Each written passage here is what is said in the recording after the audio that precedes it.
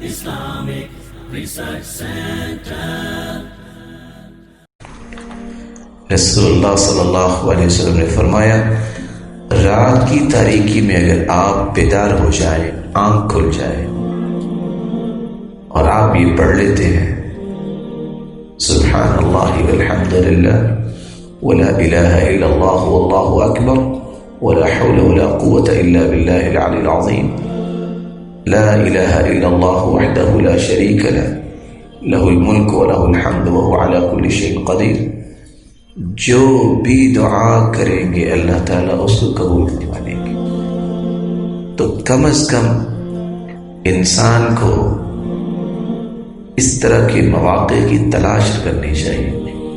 جب بھی بیدار ہو، خواہ اذان سے 2 منٹ پہلے یا 4 منٹ پہلے، جس وقت بیداری ہو، سنت طریقہ ہے آپ جب اٹھیں آپ فوری طور پہ اپنے دونوں ہاتھوں کو اپنے چہرے پہ لگاتے ہیں، مسح بهما وجهه الحمد لله الذي احيانا بعدما اماتنا واليه النشور، اور دوسری دعا الحمد لله الذي رد علي روحي وعافاني في جسدي واذن لي بذكري، اور اس کے بعد یہ دعا پڑھ کے 3 دعائیں کرنا نہ بھولا کریں۔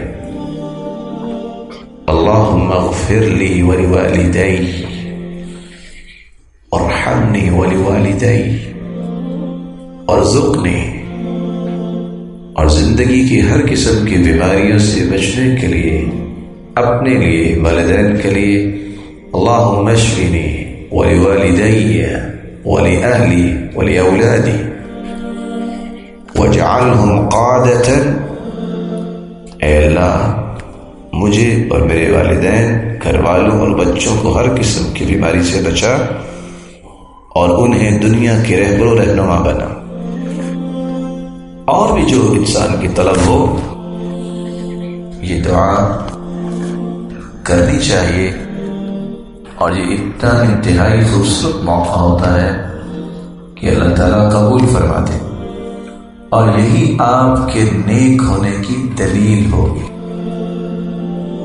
سلف صالحین میں سے کسی سے پوچھا گیا، بتاؤ میں نیک ہوں کہ نہیں؟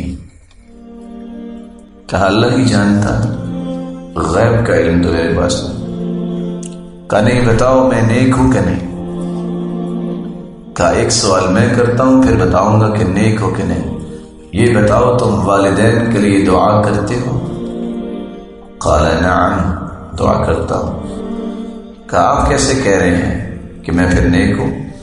کہا رسول اللہ صلی اللہ علیہ وسلم کا فرمان، اذا مات ابن آدم انقطع عمله الا من 3، من صدقة جاریہ او علم ينتفع به او ولد صالح يدعو له۔ جب انسان دنیا سے چلا جاتا ہے تو اس کے تمام اعمال منقطع ہوتے ہیں، لیکن اس کے کچھ اعمال کا اجر و ثواب اسے پہنچتا رہتا ہے۔ صدقہ جاریہ، وہ علم جو اس نے کسی کو سکھا دیا، او ولد صالح، یا نیک بچہ، یدعو لہ، جو دعا کرتا ہے۔ تو دعا جو کرتا ہے وہ نیک ہوتا ہے، اور جو نیک ہوتا ہے وہ دعا کرتا ہے۔ تو کبھی بھی اپنے والدین کے لیے دعا کرنا نہ بھولا کریں۔